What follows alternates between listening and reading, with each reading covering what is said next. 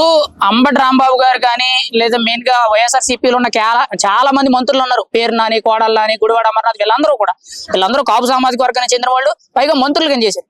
మరి వీళ్ళందరూ కూడా పవన్ కళ్యాణ్ తిట్టారు, ఓడిపోయారు. ఏంటంటారు? పవన్ కళ్యాణ్ అంటే ఒక శక్తి సునామీ. అధికారం లేని రోజు కూడా ఒక సింహంలా గర్జించారు. పవన్ కళ్యాణ్ గారు నిజ స్వరూపం చూపించారు.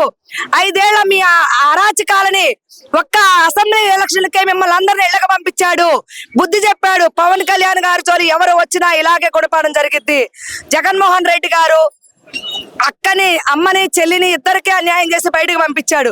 అతను ఇంట్లో ఉన్న కన్న తల్లిని తోడబుట్టిన దానికి న్యాయం చేయలేడు. రాష్ట్ర ప్రజలకు ఎలా న్యాయం చేస్తాడండి?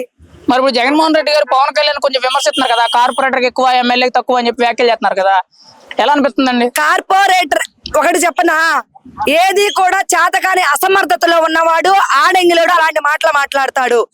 కార్పొరేషన్ ఎక్కువ, ఎమ్మెల్యేకి తక్కువ అనేది ఎలక్షన్ లో చూపించాడు కదండి. జగన్మోహన్ రెడ్డికి చెప్పుతో కొట్టినట్టు జనాలు పవన్ కళ్యాణ్ గారు సమాధానం చెప్పారు కదా. బుద్ధి ఉండాలి కదా ఇంకా మాట్లాడడానికి. డిప్యూటీ సీఎం అయ్యాడు. 11 సీట్లతో మగాడ్లాగా, సింహంలాగా అసెంబ్లీ మొత్తాన్ని మేమే వెళ్తున్నాం. వాడికి సీలేదు, వాడికి అసెంబ్లీకి వచ్చే సీలేదు. ఒక ముఖ్యమంత్రిగా చేసి 11 సీట్లతో అసెంబ్లీలో కూర్చొని చేతగానే ఆడగెలాడు జగన్మోహన్ రెడ్డి. ఛాలెంజ్ చేస్తాం మేము. వచ్చే 2029 ఎలక్షన్ కి సీఎం పవన్ కళ్యాణ్. రాసి పెట్టుకోండి. సీఎం వైసీపీ పార్టీని లేకుండా నామరూపాలు లేకుండా చేస్తాం. ఇప్పుడు జగన్మోహన్ రెడ్డి గారు నాకు మైక్ ఇవ్వడం లేదు, నేను మా ప్రతిపక్ష హోదా కావాలని చెప్పి అడుగుతున్నాడు. అసలు అర్హుడేనా మాట్లాడడానికి? నీకు చేతనైతే, నీ దగ్గర దమ్ముంటే నువ్వు వచ్చి కూర్చొని మాట్లాడవయ్యా. నువ్వు చేసిన అరాచకాలకు అన్నిటికీ సమాధానం చెప్పాల్సి వస్తుందని ఆడంగిలో ఇంట్లో కూర్చున్నావు. శాసనసభకు రాకపోవడానికి నీకు దమ్ముండాలి కదా. ముందు మేము మైక్ ఇచ్చేదేంటి? నీకు చేత కావాలి, వచ్చి శాసనసభలో కూర్చోవయ్యా. ఎందుకు రావట్లేదండి ఆయన? రాకపోవడం ఆయన అరాచకాలు బయట పెట్టి విమర్శిస్తారు. చెప్పే ధైర్యం లేక చేత ఆడంగిలో ఇంట్లో కూర్చుంటున్నాడు. ఇప్పుడు ఆ పార్టీలో ఒక్కొక్కరు రాజీనామాలు చేసుకుంటూ వచ్చేస్తున్నారు. తాజాగా విజయసాయి రెడ్డి బయటకు వచ్చేసి కూడా మీ భోగోతాలన్నీ బయట పెడతాను గెలిస్తే అని చెప్పి వార్నింగ్ ఇస్తున్నారండి. ఒక విషయం చెప్పనా, సొంత బాబాయిని చంపాడు. పార్టీలో ఉన్న వాళ్ళకి ఎవరికి న్యాయం చేయలేదు. ఇంకొకటి కూడా చెప్తాను, ఛాలెంజ్ చేసి చెప్తాను. ఒక వీర మహిళగా జనసేన పార్టీ ఉన్న పవన్ కళ్యాణ్ గారి తరపున 2029 పార్టీ ఉండదు. రాసి పెట్టుకోండి. మరి పార్టీ పరిస్థితి ఏంటంటారండి? ఇప్పటికే కూడా 11 మంది ఎమ్మెల్యేలు తప్పితే ఎవరు కనబడ్డం లేదు. కనీసం అసెంబ్లీలోకి వచ్చే దమ్ము కూడా లేదు కదా. ఇంకెట్లా ఉంటుందండి పార్టీలో వాళ్ళందరూ వెళ్ళిపోతున్నారు. పార్టీలో వాళ్ళు ఎవరున్నారు? ఇప్పుడు ఆయనకు దమ్ము ఉంటే, ధైర్యం ఉంటే, ఆయన 5 సంవత్సరాలు ముఖ్యమంత్రిగా చేశారు. వాళ్ళ నాన్న ముఖ్యమంత్రిగా చేశాడు. మా పవన్ కళ్యాణ్ గారి రాజకీయ ఫ్యామిలీ కాదు, వాళ్ళ 5 రాజకీయ ఫ్యామిలీ కాబట్టి వాడు ముఖ్యమంత్రి అయ్యాడు. మా వాడిది రాజకీయ ఫ్యామిలీ కాదు, డిప్యూటీ సీఎం అయ్యాడు. రాష్ట్రాన్ని గెలిపించడం కూడా పొత్తుల కూటమిలో వెళ్ళాడు. ఆ దమ్ము అడుకుందా? ఎన్నొద్దు, అసెంబ్లీకి రమ్మనండి, నేను ఛాలెంజ్ చేస్తున్నా. అసెంబ్లీకి రమ్మంటారు? అసెంబ్లీకి రమ్మనండి, ఛాలెంజ్ చేస్తాం. పవన్ కళ్యాణ్ గారు ఏం జరుగుతుంటారు?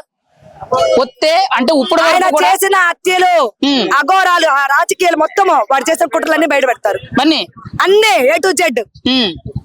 అసలు అసెంబ్లీకి వస్తే కదా అతను అంటే అవమానాలు జరుగుతాయని చెప్పి జగన్మోహన్ రెడ్డి గారు రావట్లేదంటారా? అవమానాలు కాదు, తప్పు చేసావు. నువ్వు తప్పు చేస్తే నేను ప్రశ్నిస్తారు. చెప్పని చేత కాదు కాబట్టి నువ్వు అసెంబ్లీకి రావట్లేదు. మా వాళ్ళు ఎందుకు అవమానిస్తారు? అవమానించరు. నీ తప్పు చేసావు, నువ్వు సమాధానం చెప్పాల్సి వస్తే అసెంబ్లీకి రావట్లేదు. ఫైనల్ గా ఒక మాట అడుగుతున్నానండి. ఇప్పుడు ఉన్న పరిస్థితులు బట్టి వైఎస్ఆర్సీపీ పార్టీ గానీ మెయిన్ గా జగన్మోహన్ రెడ్డి నాయకులతో పరిస్థితి ఏంటి? ఏం లేదు. 2029 పార్టీ ఉండదు. మొత్తం జనసేనలోకి జాయిన్ అవుతారు. ఇప్పుడు 9 నెలలేనండి అయ్యింది. ఇంకొక 5-6 నెలలు చూడండి వైసీపీ ప్రభుత్వం ఎలా ఉంటుందో చూద్దాం. ఆ ప్రతిపక్షం వాళ్ళు ఎలా ఉంటారు. మరి జగన్మోహన్ రెడ్డి 2.5 పెడతాను ఈసారి వేరే లెవెల్ ఉంటుందని చెప్పి డైలాగులు చెప్తున్నారండి ఆయన. ఒకటి చెప్పనా సార్, గాంభీర్యం అంతే.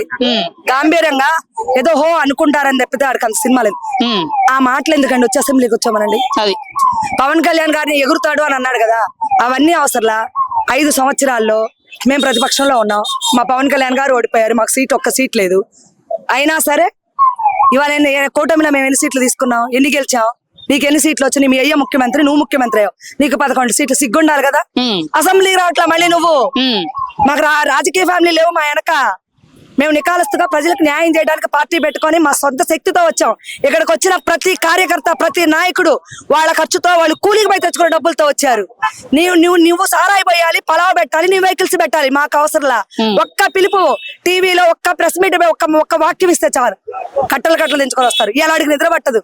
ఇలా వైసీపీలో ఉన్న అమర్నాథ్ గాడికి, రోజాకి, రాంబాబు గాడికి ఉన్నారు కదా కొంతమంది వాడి కాపలా కాసేవాళ్ళు, వాళ్ళు నిద్రపట్టదు. కాసేపు ఉంటే కుక్కలారు వచ్చి మురుగుదాం అనుకుంటారు. ఈసారి కుక్కలారు మురుగుతా ఇళ్ళకెళ్తా అంతాం, ఓకే. చొక్కాలు విడుస్తా అందాం. మరి వాగమానండి వాళ్ళు చూపిస్తాం.